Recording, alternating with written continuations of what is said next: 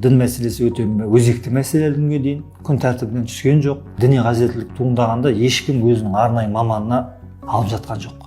Керек нәрсесін бәрін тек қана әлеуметтік желіден сұрайды. Білесіздер, осы Қазақстандағы ең этникалық түрі көп осы Шымкент қаласында орналасқан халықтар өзінің ұлттық тілінде айтатын уағызшылар тыңдағысы келеді. Мысалы, өзбек ұлтының азаматы болса, Өзбекстанның бір жақсы уағызын тыңдағысы келеді. Қырғыз ұлтының азаматы болса, Қырғызстанның жақсы бір уағызын тыңдағысы келеді. Себебі енді өздеріңіз білесіздер, әр ұлт өзінің ұлттық құндылықтарын қоса меңгергісі келеді, дінмен қоса. Осындай жағдайда ол әлеуметтік желіде көптеген осының уағызшыларының соңынан еріп, оны кім ақ-қарасын ажыратпай, солардың жетегіне етіп, яғни солардың уағызын қайта-қайта үнемі тыңдағысы келіп тұр. Тек қана дін емес, кез келген нәрсені, былай деп айтсақ болады, әлеуметтік желіден үйреніп жатыр. Ұстазың кім десең, ғаламторда айтады.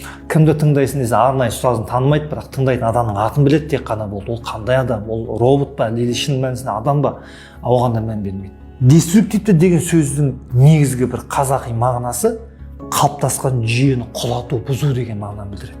Ол қалыптасқан жүйеміз не? Бұрыннан біздің ата-бабамызбен, дәстүрімізбен сіңісі біте қайнасқан шариғатымызды айтқанда құлату, жою, бұзу. Өкінішке орай көптеген жастар, өзбек ұлтының азаматтары осы түзеу мекемесінде көптеген осындай әлеуметтік желіде өзінің парақшасында сондай тыйым салынған уағыздар сақтаған үшін немесе тарқатқан үшін істі болып бас бостандығынан айырылып жатыр. Өкінішке орай.